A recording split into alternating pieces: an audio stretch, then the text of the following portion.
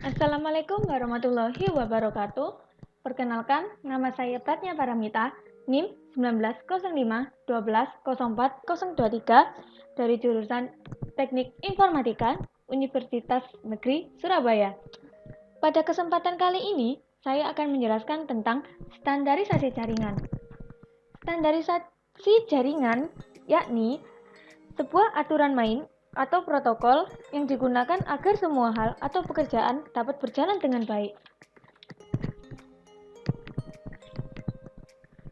Badan International Standard Organization atau ISO membuat standarisasi protokol jaringan yang saat ini dikenal dengan Protokol Model Open System Interconnection atau OSI.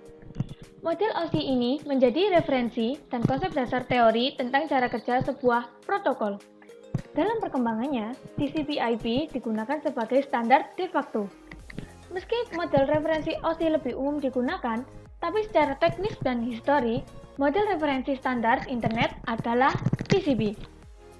Bisa kita lihat di sini bahwa TCP/IP dan OSI memiliki beberapa perbedaan. Perbedaan yang pertama yakni OSI memiliki sebanyak 7 layer. Sedangkan TCP/IP memiliki 4 layer. Dan OSI layer merupakan protokol independen, sedangkan TCP/IP protokol switch. Standar OSI layer tidak digunakan secara cuma-cuma, sedangkan TCP/IP semua standar yang digunakan dapat diperoleh secara cuma-cuma pada jaringan.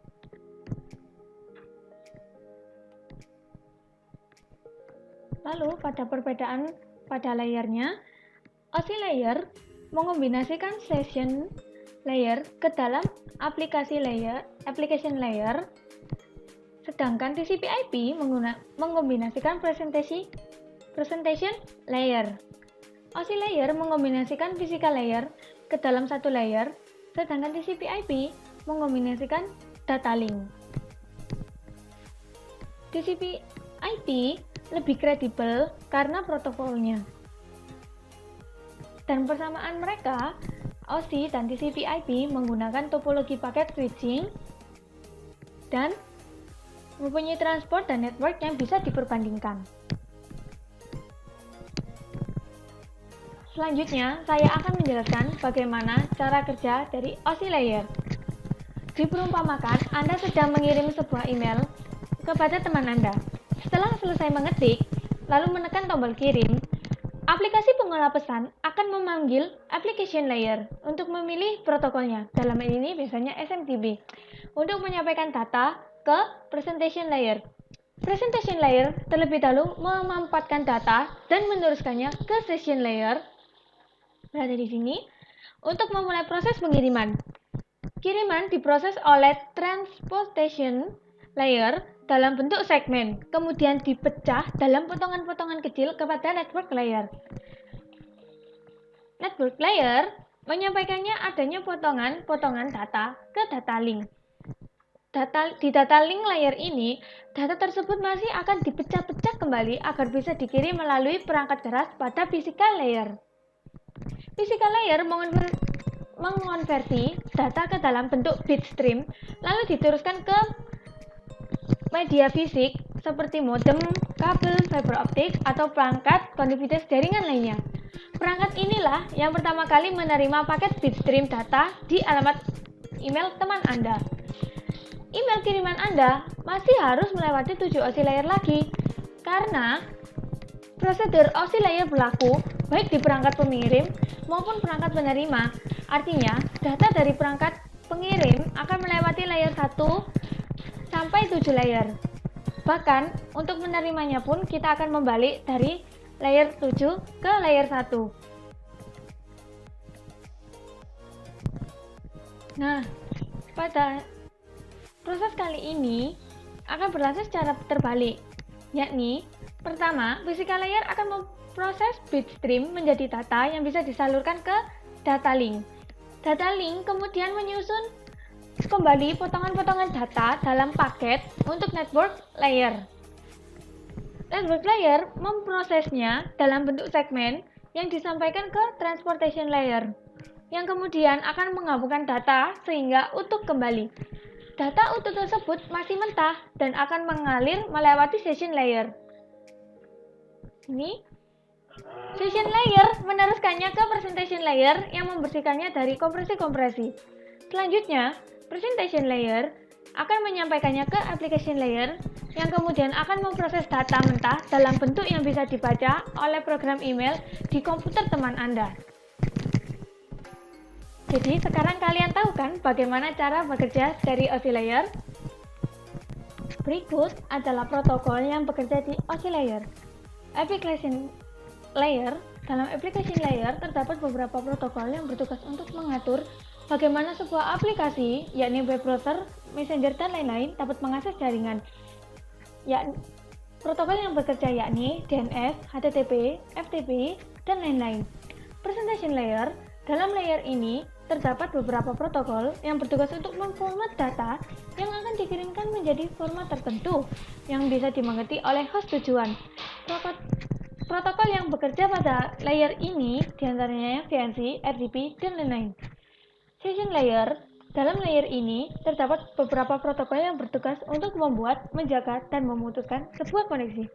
Perlu diketahui bahwa dalam sebuah koneksi antar host selalu terdapat proses untuk mengawali sebuah koneksi. Kemudian koneksi akan dijaga agar tidak terjadi kesalahan komunikasi. Dan terakhir, jika komunikasi sudah selesai, akan ada proses untuk mengakhiri koneksi. Ketiga proses ini diatur oleh protokol-protokol yang berada pada session layer. Selanjutnya yakni transport layer. Dalam layer ini terdapat beberapa protokol yang bertugas untuk memecah data yang akan dikirim menjadi paket-paket serta memberikan nomor urut sehingga saat paket tersebut telah sampai ke tujuan dapat diurutkan lagi menjadi sebuah data yang utuh. Selain itu, layer ini bertugas untuk memastikan apakah paket-paket telah terkirim dan mengirim ulang paket-paket yang hilang di tengah jalan. Network layer. Dalam layer ini terdapat protokol yang bertugas untuk memberikan header kepada paket-paket dan kemudian menggunakan proses routing atau pengiriman paket melalui internet dengan menggunakan router. Data link layer. Dalam layer ini terdapat protokol yang bertugas untuk mengelompokkan bit-bit data yang dikirim menjadi frame. Selain itu, protokol pada layer ini juga bertugas untuk melakukan koreksi kesalahan serta menangani proses penyelamatan hardware. Protokol ini yang biasa disebut MAC address. Yang terakhir yakni physical layer. Dalam layer ini terdapat protokol yang bertugas untuk mendefinisikan tentang bagaimana arsitektur jaringan dibuat, yang biasanya tentang pengkabelan, topologi, dan bagaimana NIC atau Network Interface Card dapat berkomunikasi dengan media transmisi. Nah, selanjutnya kita akan membahas TCP dan UDP. Apa sih TCP dan UDP itu? Pada jaringan internet terdapat dua jenis protokol yang umum digunakan, yaitu UDP dan TCP. UDP merupakan singkatan dari User Data Protocol, sedangkan TCP adalah Transmission Control Protocol. Keduanya memang sangat erat dan sulit dipisahkan. Meski begitu, ternyata ada beberapa perbedaan di antara kedua protokol internet tersebut. Sebelumnya kita akan mengupas secara singkat apa itu UDP. UDP adalah jenis protokol internet yang memungkinkan sebuah perangkat lunak pada komputer bisa mengirimkan pesan ke komputer lain melalui jaringan tanpa perlu ada komunikasi awal. Sedangkan TCP adalah bagian inti penting dari internet protokol atau IP yang kemudian sering disebut sebagai TCP/IP. TCP berada di transport layer yang memiliki urutan rapi dan menyediakan komunikasi yang dapat diandalkan. Namun, keduanya memiliki perbedaan. Nah, kita akan membahas apa perbedaan dari TCP dan UDP. Yang pertama yakni kemampuan koneksi. Bila komputer Anda menggunakan UDP, maka Anda bisa berkomunikasi antar komputer tanpa perlu ada koneksi antara komputer yang menjadi host. Lain halnya dengan TCP yang memungkinkan Anda untuk menghubungkan beberapa komputer untuk bertukar data. Karakteristiknya, UDP merupakan jenis protokol yang memiliki karakteristik connectionless ini atau tidak berbasis koneksi. Sedangkan TCP merupakan kebalikannya, yakni dia connection oriented. Contoh aplikasinya, jika protokol UDP dan UDP menggunakan SAN revisi, SNMP, DNS, dan TFTP. Lalu contoh aplikasi untuk TCP antara lain FTP, SMTP, dan Telnet. Pada transmisi data, proses transmisi data pada UDP dilakukan dalam bentuk datagram yang memungkinkan data yang diterima bisa mengalami kerusakan dan tidak urut. Berbeda dengan UDP, TCP memiliki dua jalur yang digunakan untuk melakukan pertukaran data yang masuk dan keluar. Dengan adanya dua jalur tersebut, membuat proses pertukaran data jadi lebih efektif karena dilakukan bersamaan. Nah, secara mudahnya, UDP ini cocok digunakan untuk video streaming. Karena UDP cara kerjanya itu dia hanya memberikan data tanpa peduli bakal penerima itu akan mendengarnya atau tidak, mengalami kerusakan atau tidak. Mereka hanya memberikan, mereka hanya mengirim.